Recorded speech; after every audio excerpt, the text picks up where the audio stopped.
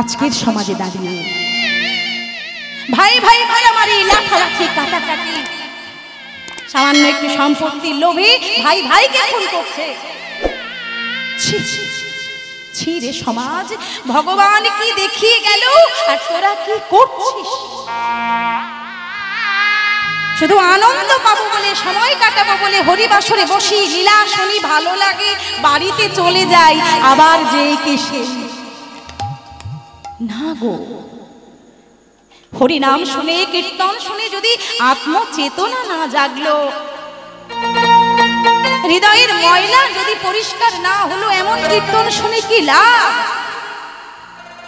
ত্যাগে যে সুখটা আছে, ভোগে সেটা পাওয়া যায় না।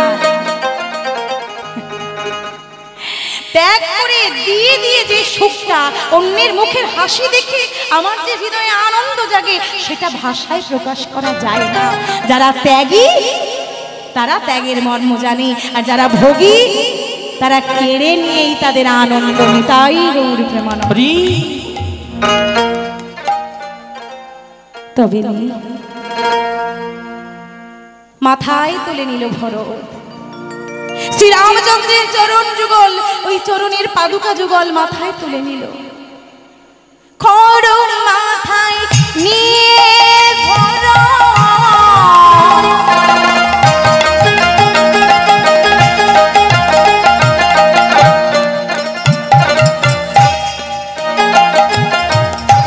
মায়েরা খড়ম মাথায় নিয়ে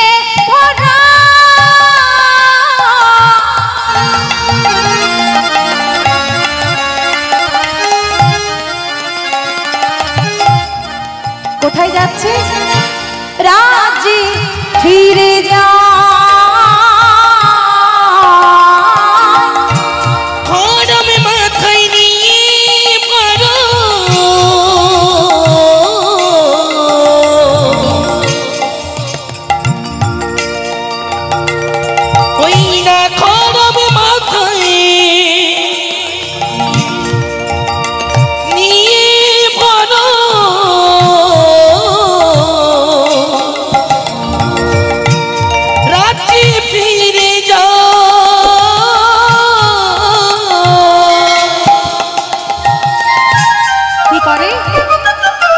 সিংহাসনে রেখে করা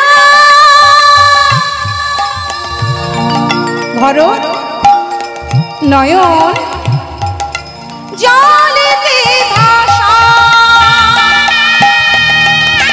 তাই গৌর প্রেমানন্দে একবার হরি হরি বল।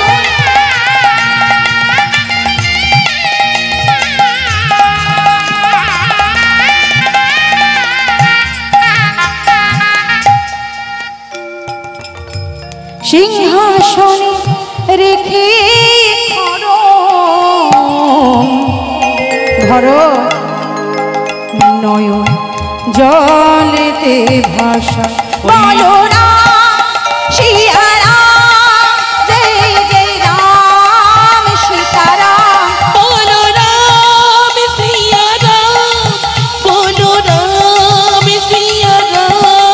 বলো রাম সীতারাম, বলো রাম সীতারাম, বলো রাম জয় জয় রাম।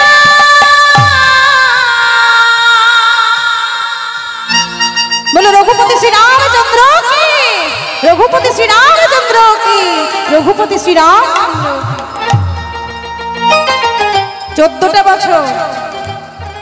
14টা বছর খড়ম যুগল সিংহাসনে রেখে পূজা করল ভরত। মাটিতে বসে, সিংহাসনে নয়, মাটিতে বসে 14টা বছর দাদার জন্য প্রতীক্ষা করল। ওদিকে সীতাকে উদ্ধার করে, রাবণকে নিধন করে রামচন্দ্র ঘরে ফিরে এসেছে। ঘরে ফিরে এসেছে, ঘরে ফিরে এসে যে যা চাইছে তাকে তাই দিয়ে দিচ্ছে রামচন্দ্র। আজকে কল্পতরু হয়েছে, যে যা চাইছে তাকে তাই দিচ্ছে খুশিতে। দূরে দাঁড়িয়েছিল ভরত, শ্রী রামচন্দ্র ভরতের কাছে গিয়েছে। ভরত, কি চাস ভাই? দাদা আমায় দেবে, যা চাইব সবাই তো মনের মতো করে চেয়ে নিল ভাই। কই তুই তো আমার কাছে এগিয়ে গিয়ে কিছু চাইলে না যে দাদা আমার এটা লাগবে, দাও। ভরত বলছে, দাদা তুমি যে দাদা, আমার কি প্রয়োজন তুমি কি জানো না? ভগবানের কাছে কি চাইতে লাগে না? কি বাবা, যারা চায় তাদের কম পড়ে যায়, আর যারা চায় না ভগবান তাদেরকে ঢেলে দেয়, চাইলে কম পড়ে যায়। ভরত বলছে, দাদা বল না ভাই, বল না কি চাই। ভরত করজোড়ে বলছে, দাদা 14 বছর আগে আমি যখন তোমাকে ফিরিয়ে আনতে গিয়েছিলাম, ছোট ভাই বলে তুমি আমায় ফিরাই দিলে, আর 14 বছরে কত নতুন নতুন বন্ধু করলে। কোথায় রাক্ষসের ভাই বিভীষণ নাকি তোমার বন্ধু, কোথায় বানরের রাজা সুগ্রীব নাকি তোমার বন্ধু, কোথায় চণ্ডালীর রাজা গুহক নাকি তোমার বন্ধু। বন্ধু বলে তুমি তাদের মান রাখলে,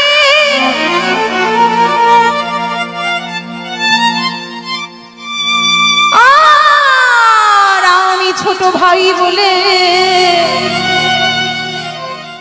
আমায় আদেশ দিয়ে দূরে পাঠিয়ে দিলে। তাই দাদা গো, যদি কিছু দিতেই তাহলে এই আশীর্বাদ দাও, এই আশীর্বাদ দাও।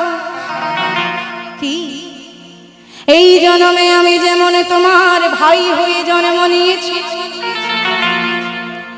আগামী জন্মে যেন আর তোমার ভাই না হতে হয়,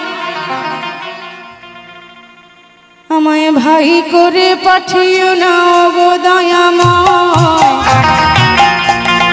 হরি বল, হরি বল। ভাই করে পাঠিও না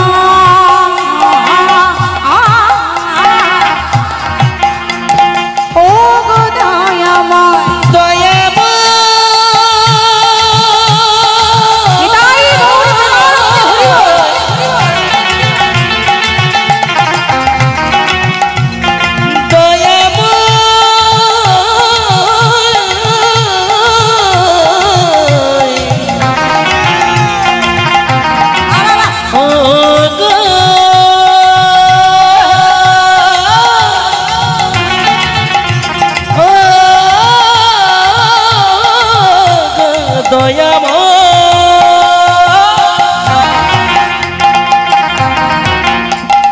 কত শত যাতনা পেয়েছি জীবনে,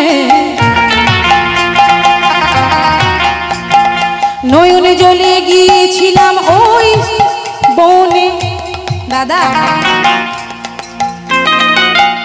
আমার মায়ের চক্রান্তে তুমি বনে গিয়েছিলে, আমি সেই যন্ত্রণা সহ্য করতে পারিনি। আমি কোনোদিন পারিনি তোমাকে বাদ দিয়ে আমি সিংহাসনে বসবো, এই স্বপ্নেও এই চিন্তা আমার মাথাতেও আসেনি। কত শত যাতনা, কত শত যাতনা পেয়েছি জীবনে, নয়নে জ্বলে গিয়েছিলাম ওই মধুর বনে।